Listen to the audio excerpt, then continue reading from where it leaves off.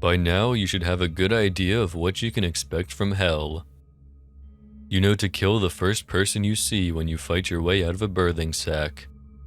You know to find clothing, tools, and shelter. You know that no matter what you do, how well you do, someday it's back to being fresh meat. Dees is the biggest city you can imagine. Tribes fight and die for territory, and taking a wrong turn is a fucking death sentence.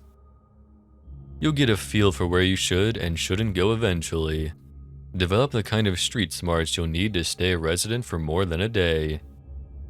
Even so, there are places in Dees that you should know about. Let's do a little sightseeing tour of hell.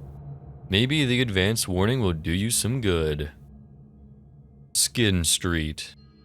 Allow me to tell you about the first time I saw Skin Street. I dropped out of my birthing sack onto the road, stood straight back up, and got myself ready to fight. Nobody was there. Not one single person was out on a street that stretched for miles in either direction. I relaxed a little and took a look around. Most of the streets in Dees are a labyrinthian network of buildings. You spend most of your stay in hell paranoid that just around the next corner, there's someone ready to beat you down. Skin Street isn't like that. It's a single straight line with only the rain and the darkness to hamper visibility. I felt more vulnerable there than I've felt in any other part of Dees. You ever walked into a wide empty space and suddenly felt exposed?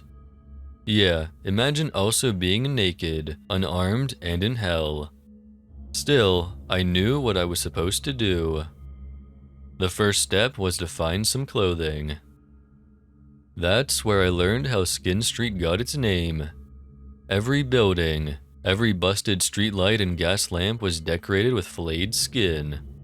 I'd been in hell long enough by that point to not be too freaked out, but I'd be lying if I said it didn't affect me.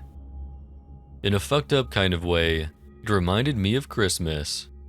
You know, people hanging wreaths and lights from their houses, that sort of thing. I remembered the time I'd spent with my family, with my kids on Christmas morning. Feelings like that get you killed. I pushed them back down and pulled some scraps from the nearest building. If somebody was going to leave clothing material lying about, I may as well take it, right? I didn't know it at the time, but every step I took on Skin Street was being watched. When the attack came, I didn't even get a glimpse of the guy. Bang! My skull fractured from an expert swing of a club. Whoever hit me went for my eyes the second I hit the floor, stuck his fingers right into my sockets. I was blind and crying like a baby when he started to peel away my skin. Here's the thing. Some people are fucked up even by hell's standards. The loners, serial killers, stalkers, and psychos all make their way to Skin Street in the end. Most of the damned use the whole body of a kill, but the Skin Street people like to take trophies.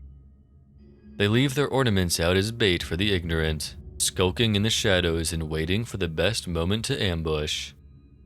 If you find yourself on Skin Street, you're going to have to think fast. Forget clothing, just grab a rock, piece of wood, or anything else you can use as a weapon.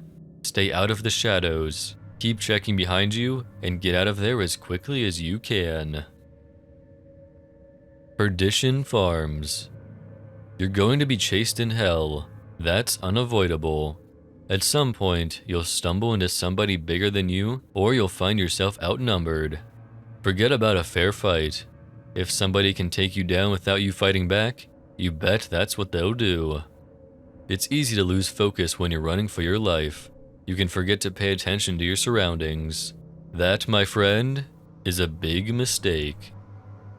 The outskirts of Perdition Farms are littered with billboards.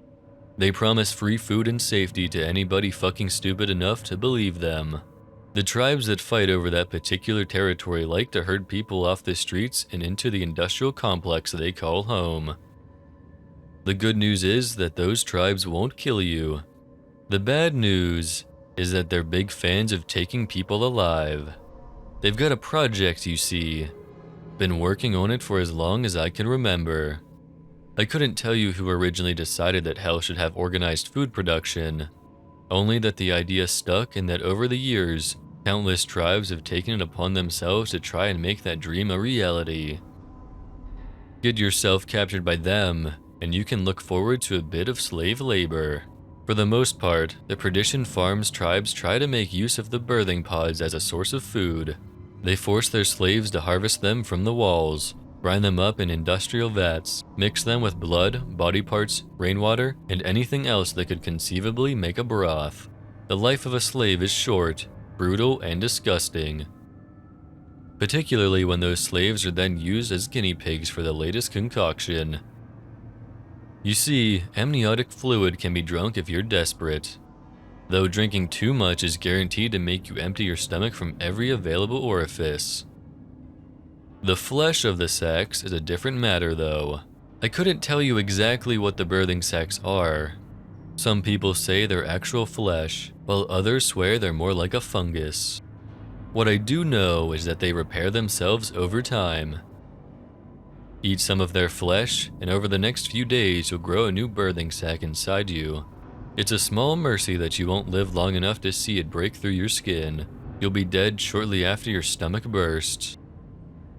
If you're lucky, your days as a slave will end when the tribe decides they want some real meat. They're not stupid enough to test their broth themselves. Not when there's no shortage of slaves in hell. Look, I can't force you to stay out of Perdition Farms. I can only offer advice. In my opinion, if you think you're being hurted there, it's better to take whatever's to hand and cut your own throat. I'd take fresh meat status 100 times before spending another day on the farms. The Boneyard. So maybe you're thinking to yourself, hey, I'm the kind of nutjob who'd join a cult. Is there anything in hell for me? If that sounds like you, the Boneyard has you covered. You see, there's a certain kind of religious fanatic who really does belong in hell. I'm not talking about the old dears who bake cakes to raise money for the new church roof here. I'm talking about the guys who went to war because God commanded it, who burned women for supposedly consorting with demons, and who saw nothing wrong with fucking the odd kid. When those people get to hell, they're too thick-headed to make sense of what happened. Why face reality when you can pretend it's all just a test of faith? They find like-minded folk in the Boneyard. I'm told that at one time, the Boneyard was a cathedral surrounded by a cemetery that stretched from horizon to horizon. Maybe that's true. I don't know. These days, it's a shanty town of temples and churches built from materials scavenged from the streets. Everywhere you look, you'll find wide-eyed zealots preaching their own twisted version of redemption, and gangs of masked men on the prowl for fresh converts. Mortification of the flesh is the main pastime in the Boneyard. If you listen to the cacophony of sermons, you'll be informed of how the flesh is wicked and must be purged of sin. How lucky we are to be given such a holy duty.